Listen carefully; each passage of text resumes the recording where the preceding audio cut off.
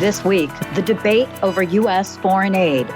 When President Trump said he would unleash American energy dominance and reduce the size of the government and deport dangerous illegal aliens and make American communities safe again, he meant what he said, and that's what we're seeing. Over the past few days, Democrats have warned the American people that DOGE is operating like a shadow government. We'll hear from experts with two different views. Well, I mean, ideally, I'd like to see a law passed by Congress that cuts the budget of USAID. I really think that soft power, in a sense, is not a subcategory of foreign assistance so much as it is the overall impression that the United States creates around the world by the sum total of its assistance programs, its military partnerships, its behavior on the world stage, its dependability in crises for countries that might need our help. It's the basic image of the country. From the Voice of America in Washington, this is Issues in the News. I'm Scott Walterman. And I'm Lori London. Meanwhile, the Democratic Party truly is seemingly lost. They have no rudder, they have no vision, they have no clear leader. The only message they have is anti-President Trump, and we've all seen that that's a failed strategy time after time. Republican Speaker of the U.S. House of Representatives, Mike Johnson, reacting to comments from Senate Minority Leader Chuck Schumer on Thursday. Yesterday, I said that DOGE is not a real government agency. It has no authority to make spending decisions, to shut down programs, or ignore federal law. This is not debatable. This is an indisputable fact. No authority for spending decisions, to shut down programs, or ignore federal law. Yet Elon Musk took issue with that warning. Johnson said President Trump is doing exactly what he promised he'd do on the campaign trail, and that the American people want it. This is their reaction to the flurry of activity that's come out of the new administration, and the president is doing exactly what he said on the campaign trail that he is going to do, would do. And he's delivering on that, and we're a big part of that, and we're going to do it as well. One of the complaints by Democrats is that Congress decides where the money should be spent, and that the administration is circumventing the law by doing things like shutting down the U.S. Agency for International Development and folding it into the State Department. To that, Johnson said, I'm a fierce advocate and defender of Article 1. I mean, look, we are the legislative branch. There's a reason the Founding Fathers put the Congress, the legislative branch, as the first article in the Constitution, and we're going to vigorously defend that. But what's happening right now, I think there's a gross overreaction in the media to what is happening. The executive branch of government in our system has the right to evaluate how executive branch agencies are operating and to ensure that not only the intent of Congress in funding mechanisms, but also the stewardship of precious American taxpayer dollars is being handled well. That's what they're doing by putting a pause on some of these agencies and by evaluating them, by doing these internal audits. That is a long overdue, much welcome development. That's what the American people demand and deserve. And that's what's happening. So we don't see this as a threat to Article 1 at all. We see this as an active, engaged, committed executive branch authority doing what the executive branch should do. Let's talk to someone who can help us understand what the Republicans are saying and what they hope to accomplish. Joining us now is Alex Nowrasteh with the CATO Institute. So first, thank you so much for joining us today. My pleasure. Thank you for having me. So there is a new divide, controversy between the Republicans and the Democrats over the work that DOGE is doing. The Democrats say everything they're doing is illegal. The Republicans seem to be saying this is what Trump campaigned on, and he's delivering on the campaign promise. How do you see it? Well, I think there are some very real concerns about the process and methods of cutting this agency's funding, USAID. I agree wholeheartedly with the goal and with the outcome, but I also think it needs to be done lawfully, and appealing to election results isn't good enough. So we need to make sure that these cuts are lawful, and part of the reason we need to make sure of that is to make sure that they stick. Because if they are unlawful cuts, then they are merely temporary, and they will be soon reversed by the courts, by Congress, or at least by the next time there's an election. So what about this power that the president has given to Elon Musk for the Department of Government Efficiency? That's one of the big complaints they have, that he doesn't have the authority and this should have been done in a different way. Speaker Johnson says the media is grossly overreacting to these efforts. So I think Johnson is correct that the media is overreacting to the severity of these cuts. The cuts in USAID, for example, are cuts to a very small agency that controls a very small portion, a fraction of a percent of federal government spending. So that is definitely an overreaction. But the very real concerns over whether these cuts are lawful, over the authority that this agency, the DOGE Commission, has to unilaterally accomplish these cuts, those are very legitimate and serious concerns that need to be discussed and to play out. But the exaggeration of the severity and impact in these cuts is really quite too much to bear. We'll get back to that in a second, but how would you like to see them do it? Well, I mean, ideally, I'd like to see a law passed by Congress that cuts the budget of USAID. And perhaps the president can push a law like that, argue that a law like that should be passed, argue that these cuts have been identified by DOGE, headed by Musk. That would be a totally legitimate, legal, and basically a legitimate way to do it. When you say cut the budget, do you mean make budget cuts to the agency but continue to have it do some of the work it does, or do you mean eliminate the agency altogether but through Congress? I would like to eliminate the agency altogether through Congress. I think that would be, whether Congress decides to eliminate or to cut funding, either one of those is totally legal, legitimate, above board, constitutional, no legal controversies to any of that. I mean, the only controversy here is the way in which they're going about cutting the agency. That's the controversy. As I understand it, the plan is sort of to take what USAID is doing and put it in the State Department. Is that your understanding? That seems to have happened, is that it's already been folded in, as I understand, to the State Department. But without the legislation. Yes, right. And the thing is, the president has some opaque authority about reorganizing certain portions of the federal government. He's a chief executive. He's supposed to be in charge of some of these things. He may have some legal authority to move some people around, to move some small agencies like this around. But Congress is supposed to have the power of the purse and control budgets. What about the power that the president has given to Elon Musk? That's one of the Democrats' biggest complaints.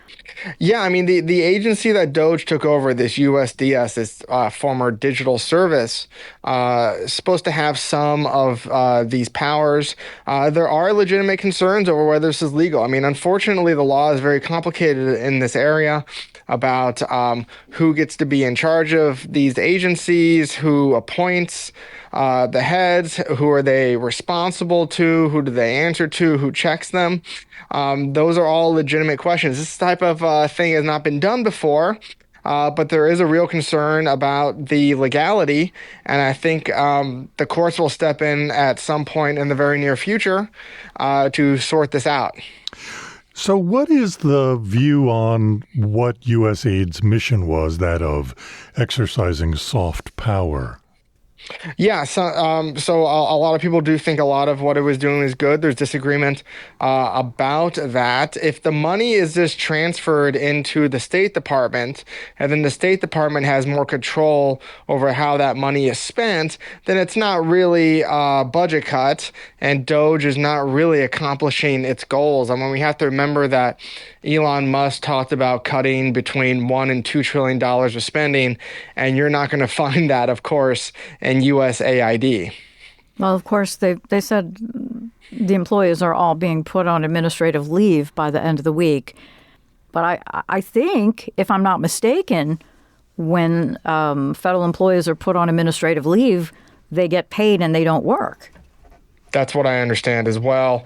But it's a very small agency, a relatively small number of government employees, and it sounds to me like Doge is getting its experience and cutting its teeth on this agency before it moves on to bigger agencies like the Department of Health and Human Services. Sure. I mean, most of the budget, right, is the military budget, Medicaid. Medicare and Social Security. Right, Social Security, right. Those are the big ones. And, the federal budget's over $7 trillion. And we have about $2 trillion deficit. So whatever you think about the methods that Doge is going about to try to make some small cuts here and there in USAID and what they may be doing in the future to HHS, some kind of cuts are going to be necessary. The major problem, though, and the disagreement that's totally legitimate and that needs to be sorted out by the courts is whether it's legal for Doge to come in and do this. So that's really the big controversy now. It's not so much over the types of cuts that we're seeing, but more over how they are being accomplished. You think it's headed to court? I think it's almost guaranteed that it'll be headed to court. Almost everything that's done nowadays heads to court, and this seems more controversial than most. So I believe it will be looked at soon by the courts. Thank you so much for the insight into this. You're welcome. My pleasure. That was Alex Nowrasteh with the CATO Institute.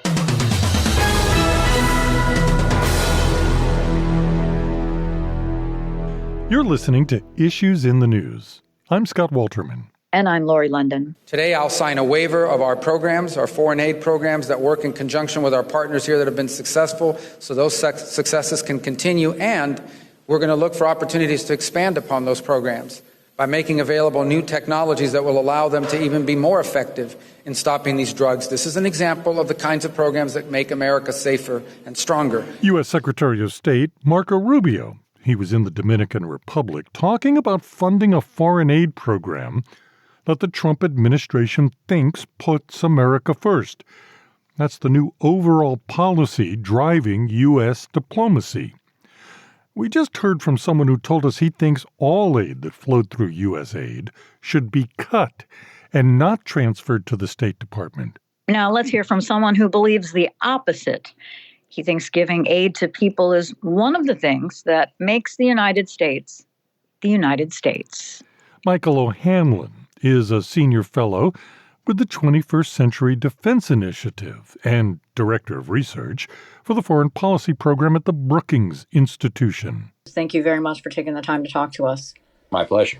So, there's been a lot of talk and conversation here and around the world about the United States halting all foreign aid assistance. And of course, the United States is by far the world's largest source of foreign assistance, and USAID has been where most of that funding came from. There are varying views on, well, why are we giving our money to all these other people when we have problems here?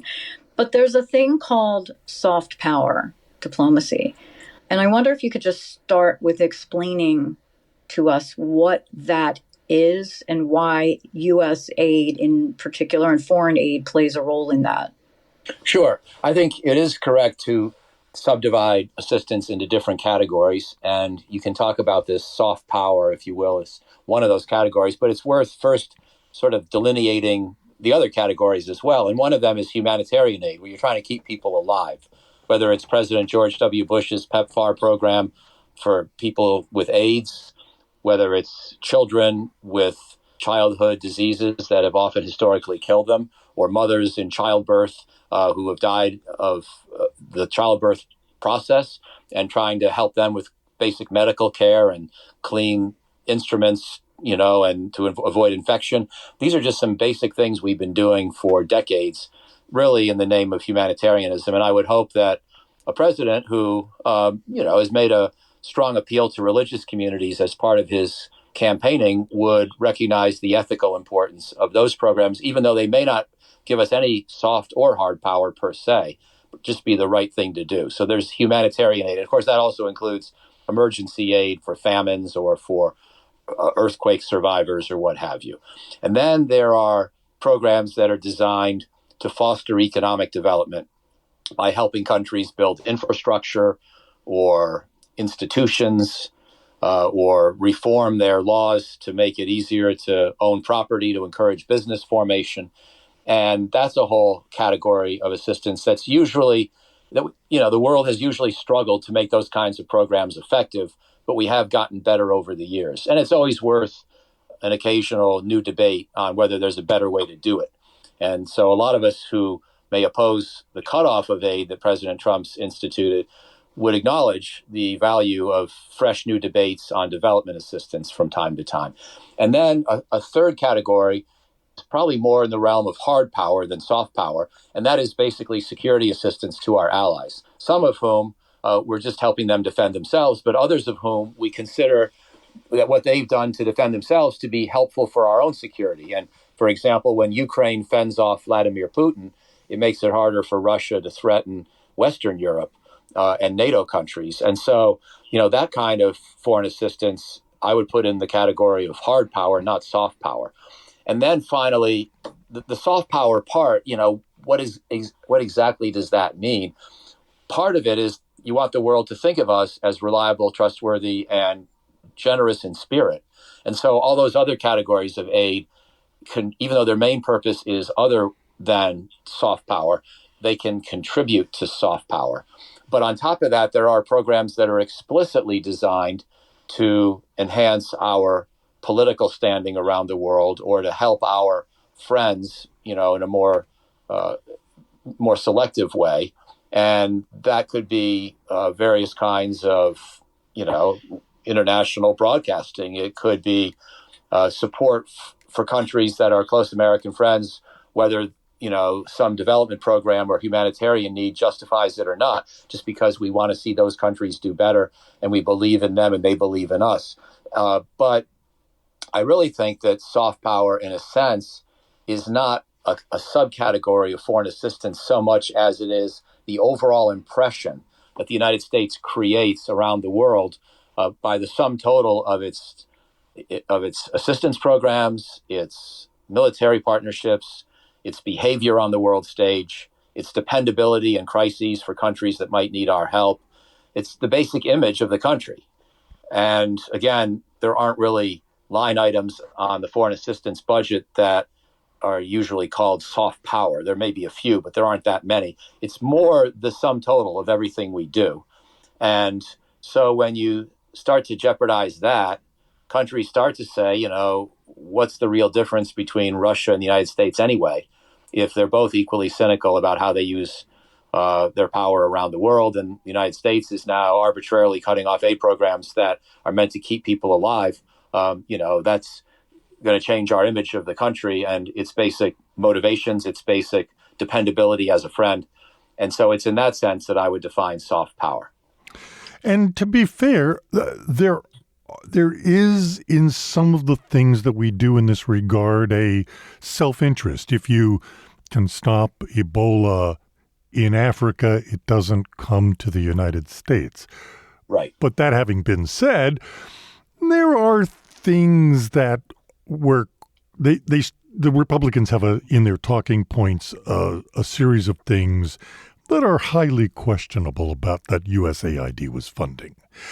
And I think you briefly touched on it. It's not bad to look at what we're giving money to and, determine as the time goes on whether it's viable or not. Right. And I did a book when I arrived at Brookings 30 years ago, which, if you like, was sort of about 50 years into the modern era of development assistance. And I wrote this book with an economist who knew the economics better than I did. But we looked at the history of how the United States and other donors and the World Bank and other multilateral organizations, as well as private charities, how they had deployed money and resources over the previous half century, basically since World War II. And that was essentially the defining beginning era of major development assistance, roughly from the 1940s into the early 60s, when a lot of the original efforts were started and instituted and institutions were created to carry out this agenda. And so by the 1990s, we had several decades worth of experience. And you could look back and you could say, on average, the countries that have received more development assistance to build their economies have actually not done any better than the countries that received less. And that was partly because we just rewarded our friends, or we gave money to corrupt governments because at least they weren't communist during the Cold War. There are people who think that the money should be cut permanently, and they're on a mission to cut $1 trillion to $2 trillion out of the $7 trillion federal budget. So I just want to sort of summarize. I'm running a program, or I'm a dependent in a program in Africa or in the Middle East, and the program gets cut off. You made the point early on. I just want to summarize it again. And I am aware that this money is coming from the United States, and I feel good about the United States because of it, and it gets shut down. What happens overseas to these people, the way they think about the world? Well, it's interesting. I know what you're saying, and I like to see our image promoted myself, but I wouldn't try to justify to an American taxpayer that they should give money overseas just to make people like us better as the main goal, because how countries feel about us is going to be dependent on so many other things as well, like we just discussed, our broader foreign policy, our diplomacy, our image in the world, Beyonce, Billie Eilish. I mean, there's just so many things that contribute to America's overall image. And the notion that a foreign aid program can make a big difference, is maybe not the best reason to give hard-earned taxpayer dollars. So I like to justify the programs more on the earlier grounds that I identified, keeping people alive, helping them build their economies so they can be better economic partners with us, helping them improve their security so conflict around the world is less common, and we don't have to go in with our own military and squelch it or resolve it. And then also the point you folks made about trying to prevent bad things like pandemics from spreading abroad in the interest of protecting our own country here at home, sort of with a front line of defense strategy.